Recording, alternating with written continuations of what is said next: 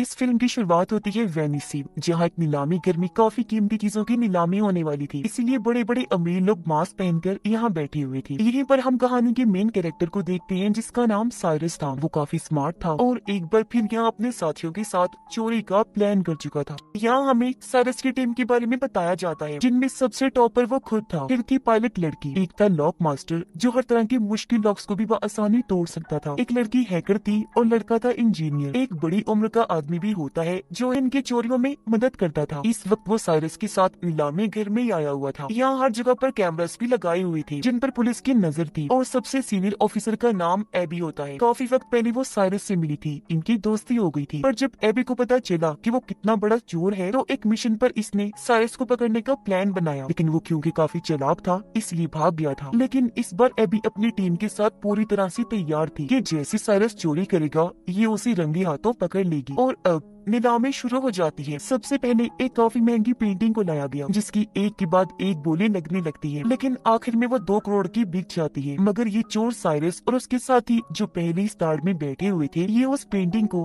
Customer तक पहुंचने से पहले ही चोरी कर लेते हैं और उसे ब्लैक मार्केट में उसी दाम 2 करोड़ में बेच भी देते हैं। जिसके बाद बारी आती है सबसे खास किस्म की चीज की, जिसका नाम एनएफटी था। और क्योंकि इसको बनाने वाला क्रिएटर अपनी पहचान बताना नहीं चाहता था, इसीलिए उसने चेहरे पर मास्क लगाया हुआ था। अब इस क्रिएशन एनएफटी में तकरीबन 200 कैमरास लगी हुई थी, जो वीडियो रिकॉर्ड करके बहुत अच्छी वीडियो एडिट करके देती थी। अब इसकी नीलामी शुरू हुई। 1.5 से 2 से 2.5 करोड़ हुई ही थी कि तब यहाँ हैकर अपना काम करती है। वो एक बटन दबाकर लिफ्ट कहती है। ऐसा होती ही वहाँ की सारी लाइट्स बंद हो गई, धमाके होने लगी, तो हर तरफ अफरा तफरी मच जाती है। अब जहाँ अमीर लोग भागने का सोच रही थी, तो यहाँ साइरस अपना काम करता है। जो 2.5 करोड़ की बोली लगी थी, वो खुद साइरस ने लगाई थी। इसलिए वो अब एनएफटी के क्रिएटर के पास आया, कहता है कि आप मेरे ठिकाने पर ही आ जाओ, एनएफटी भी वहीं ले ली जाएगी और पैसे भी हम वहीं दे देंगे। अब ये सारी चीजें ऊपर बैठी एबी देख रही थी, पर साइरस और उसकी टीम जो यहाँ से भाग रही थी, उनके पीछे पीछे एबी और उसकी टीम पड़ जाती है। वो खास किस्म की कश्ती स्पीड बोर्ड में बैठ जाती है। पुलिस को चकमा देकर समंदर के बीच में आ गई। इन्होंने बैरियर्स खड़े कर दिए, जिससे पुलिस पीछे अटक गई और ये लोग यहाँ से आगे निकल जाते हैं। ये लोग अपने ठिकाने और शिप में पहुंचे, जहाँ ये एनएफटी की लेन देन की बात वो पार्टी करती है। एबी जो अभी भी छानबीन कर रही थी, वो नीलामी में आए लोगों की वीडियो बड़े गौर से देख रही थी। उसकी नजर साइरस के साथी हेल्पर पर गई, जो अभी भी वही था। इसलिए ये लोग उस तक पहुंचकर उसे पकड़ लेते हैं। उधर पता चला कि इन चोरों ने जब एनएफटी को चोरी किया, तो ब्लैक मार्केट में उसकी कीमतें बढ़ती गई। 3 से 4, 4 से 5, फिर 8 करोड़ हो गई। और उसे एक्टिवेट चलाने के लिए इन्हें असली मालिक की जरूरत थी, इसलिए ये उस क्रिएटर को भी उठा लाई थी। साइरस उससे बात करता है, कहने लगा कि तुम्हारा एनएफटी मार्केट में जहाँ 2.5-3 करोड़ का बिकना था, वो अब चोरी होने की वजह से ब्लैक मार्केट में 8 करोड़ का बिकेगा। तुम्हें लगता है हमने तुम्हें ऐसे अगवा किया?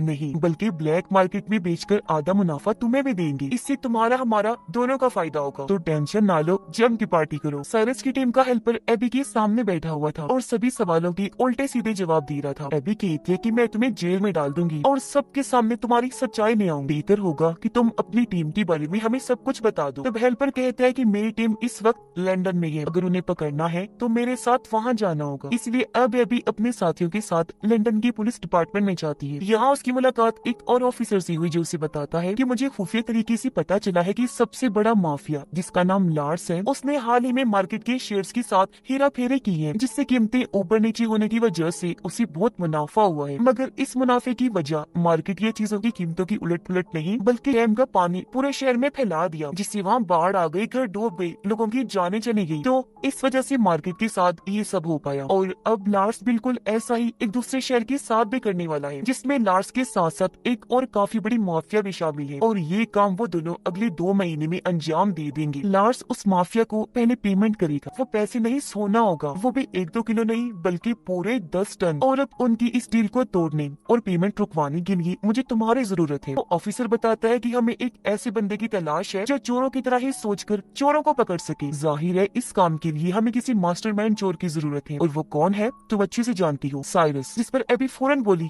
नो नो नो सर, जैसा आप सोच रहे हैं वैसा कुछ नहीं हो सकता। आप चाहते हैं मैं साइरस के पास जाकर उससे मदद मांगू और वो भी हमारी मदद करने को तैयार हो जाएगा? कभी नहीं, नामुमकिन है ये। जब ऑफिसर कहते हैं कि तुम्हें कैसे भी करके उसे मनाना होगा ताकि हम लार्स को रोक सके। इस पर अभी मान गई।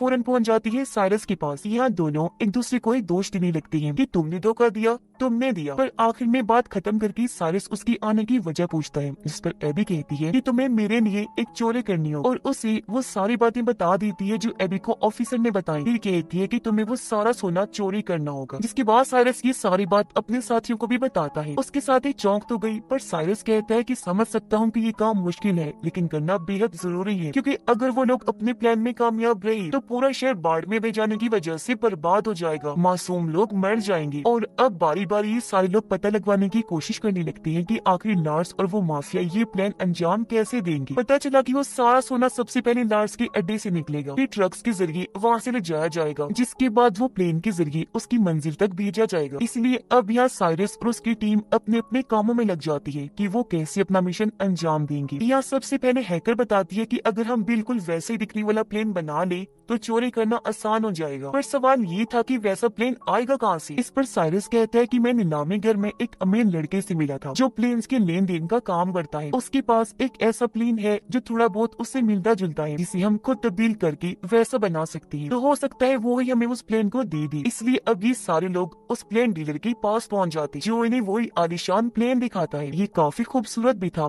लेकिन इसे उड़ाना मना था क्योंकि इसमें कई सारे एलईडी ग्लास लगे हुए थे, साथ ही बहुत ज्यादा शोर भी था। इसलिए डीलर अपना प्लेन देने से मना कर देता है, लेकिन एबी उसे ये बता देती है कि मैं पुलिस वाली हूँ, इस तरह के प्लेन्स रखना वैसे भी गैर कानूनी है, और अगर तुमने ये हमें ना दिया तो जेल की हवा खाओगी। जिस पर आखिर वो मान ही जाता है। अब प्लेन तो मिल गया था, तो अगला सबसे बड़ा मसला ये था कि रडार पर हेरा फेरी कैसे की जाए, जिसके लिए इन्हें बनाना होगा PSI, जो इस तरह के सिग्नल्स बनाएगा जिससे हालांकि हवा में 2 ही प्लेन्स उड़ रहे होंगे, मगर वो सिग्नल सिर्फ एक ही प्लेन दिखाएगा। लेकिन यहाँ एक छोटा सा मसला था, मतलब जब इन दोनों प्लेन्स को एक दूसरे के ऊपर नीचे करेंगे तो कुछ वक्त के लिए रडार पर ही दोनों ही प्लेन्स नजर आएंगे, जो हेडक्वार्टर में बैठे हुए लोग देख लेंगे। इसलिए इन्हें वहाँ अपने किसी खास आदमी को बिठाना था, जिस पर एबी कहती है कि एयरपोर्ट पर मैं एक ऑफिसर को जानती हूँ जो मेरा दोस्त है, वो हेडक्वार्टर में ही बैठा होता है, तो हमारा काम वो कर देगा। इसलिए ये अब उस ऑफिसर से जा मिली जो व्हील चेयर पर था। इन्होंने अपनी बात रखी, जिसके लिए वो साफ साफ मना कर देता है कि सॉरी, मैं ये काम नहीं करूंगा क्योंकि इसमें चोरी शामिल है। नहीं, बिल्कुल नहीं। पर तभी साइरस कहता है कि मैं इस काम के बदले तुम्हें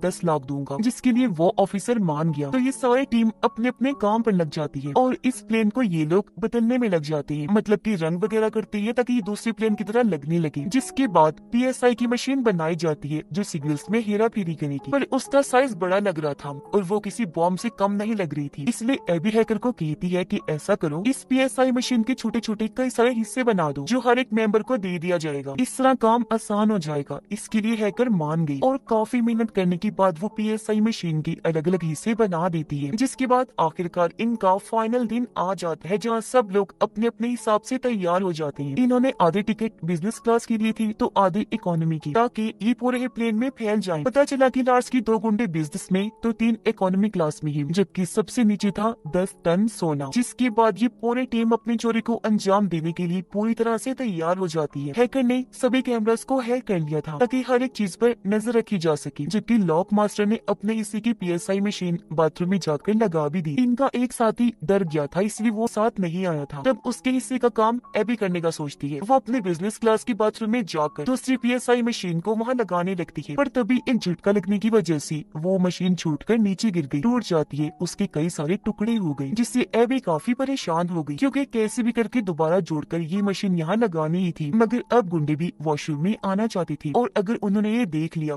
तो इनका प्लान चौपट हो जाएगा। लेकिन यहाँ ठीक वक्त पर साइरस आ गया और अब ये दोनों मिलकर मशीन को जोड़कर वहाँ लगा ही देती है, जबकि पायलट अपनी जहानत से अपने वाले प्लेन को उड़ाकर उस बड़े वाले प्लेन के नीचे ले आती है। साथ ही PSI के एक्टिवेट होने का इंतजार करने लगती है ताकि दोनों प्लेन्स की रडार का एक ही सिग्नल जाए। इसीलिए अभी हेडक्वार्टर की रडार में 2 ही प्लेन्स की सिग्नल्स आ रही थी, जो देखकर एयरपोर्ट ऑफिसर की साथी कहती है कि हमें इस बारे में ऊपर खबर कर देनी चाहिए। जिस पर वो ऑफिसर यानी एबी का साथी जवाब देता है कि ये मामूली सी खराबी होगी, 2-3 मिनट में ठीक हो जाएगी। वो उसे अपनी बातों में उलझाने लगा। जिस बीच PSI की एक्टिवेट होते ही पायलट अपने वाले प्लेन को दूसरे प्लेन से कनेक्ट कर लेती है। ऐसा होते ही सिग्नल मिलने लगे, जिससे अब रडार पर बस एक ही प्लेन नजर आने लगता है। तब ऑफिसर अपने साथी को कहता है, देखो मैंने कहा था ना ये खराबी है, लो अब ठीक भी हो गई।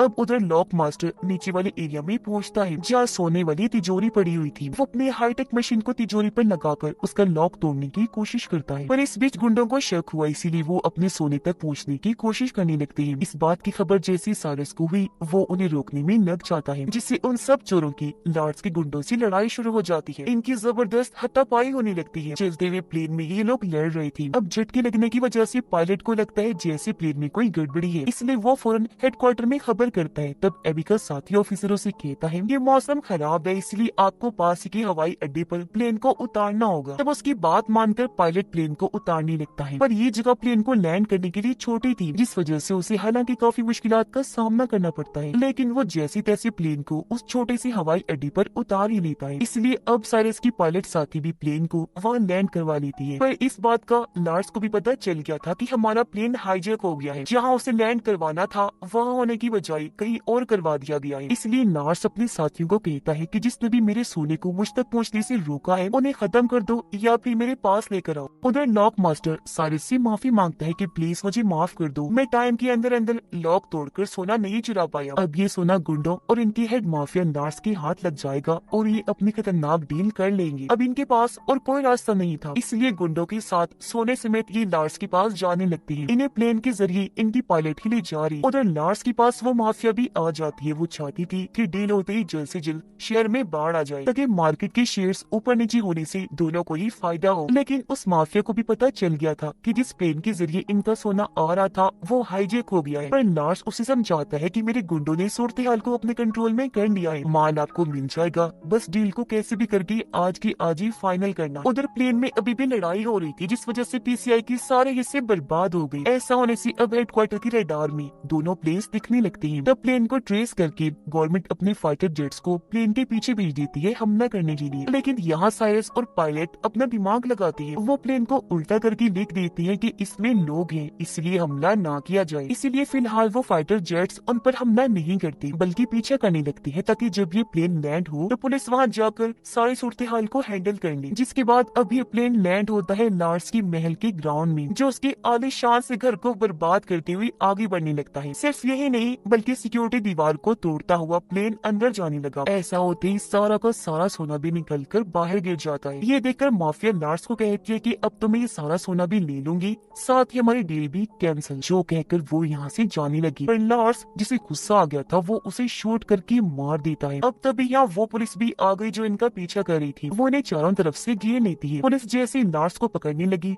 वो कहता है कि ये मेरा अपना घर है और ये चोर यहाँ आए थे उस माफिया औरत के साथ डील करने के लिए। असली गुनाहगार माफिया ये है, इन्होंने ही उस माफिया औरत को मारा है, तो आप इन्हें पकड़ कर ले जाए। पर यहाँ साइरस अपना दिमाग लगाता है। वो प्लेन की एलईडी ग्लास और एनएफटी क्रिएशन की रिकॉर्डिंग से पुलिस को ये दिखा देता है कि असली गुनाहगार लार्स माफिया ही है। इसने ही औरत माफिया से सोने की डील की थी, पूरे शहर को बर्बाद करने की प्लानिंग थी, इसलिए लार्स को पुलिस गिरफ्तार कर लेती है। इस मिशन में एबी और लंदन का ऑफिसर भी शामिल था, जिनका मकसद ही इस डील को रोकना था। तो इसमें कामयाब होने की वजह से वो सारा सोना पुलिस अपने साथ ले जाती है। एबी साइरस की टीम का हिस्सा बन जाती है। यहाँ पता चला कि एबी जब बच्ची थी तो उसे एक पेंटिंग काफी पसंद आ गई थी, जो अब साइरस उसे गिफ्ट करने का सोचता है, ताकि एबी उससे मुतासिर हो जाए और ये लोग फिर से एक हो जाएं। जिसके बाद यहाँ सबसे बड़ी बात सामने आती है। असल में लॉक मास्टर ने सारा सोना वहाँ से निकाल लिया था। वहाँ असली सोने की बजाय नकली सोना रख दिया था और इस तरह करके दिखाया जिससे वो तिजोरी तोड़ने में कामयाब नहीं हुए। यानी कि जो सोना पुलिस के हाथ लगा था वो सिर्फ सोने जैसे दिखने वाली लोहे की ईंटें थी, जबकि असली सोना तो उसी वक्त आसमान से गायब कर दिया गया था और ये लोग उसे अपने ठिकाने पर भिजवा चुके थे। यानी ये चोर एक बार फिर अपने मास्टरमाइंड की वजह से इतनी बड़ी चोरी अंजाम देने में कामयाब रही थी। ये लोग फिर अपना सोना लेने के लिए जाते हैं। सब इतनी बड़ी कामयाबी पर एक दूसरे की गले लगकर मिलते हैं। इनकी खुशी का कोई ठिकाना नहीं।